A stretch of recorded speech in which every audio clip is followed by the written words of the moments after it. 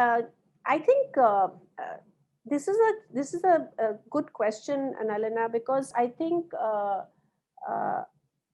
before, if you look at pre-COVID, where the child was actually going to say sometime to school, there was playtime, etc. The screen time had its own, I mean, still there was it. We were worried about increased screen time, right? Because now you have TV 24/7, and you have your favorite shows, plus you have the smartphone.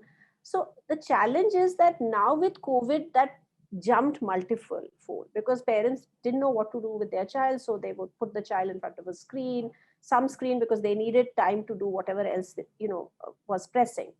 So you're very right, in the sense of, now how do we control that screen time? Because I think goes without saying that, we can't be, hopefully we will get kids back to school soon, and that situation will change. But yes, it's a cause for concern, because the child needs to actually do activities where the child is learning, engaging, and working with, because sometimes watching TV is very passive. It's one way. Even if you have play apps where you can play and you can select things, and it can be learning apps. Now there are a lot of learning apps as well, so you can say teaching color things. Even Sesame has that, for that matter.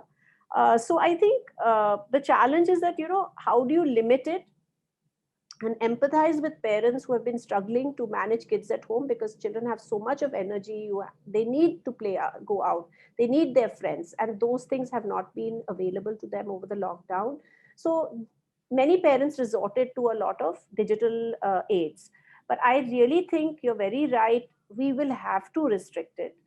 We in no way, I mean, though we produce a, AV content, etc., but children have to be given that in proportion. They need everything. They need a holistic engagement.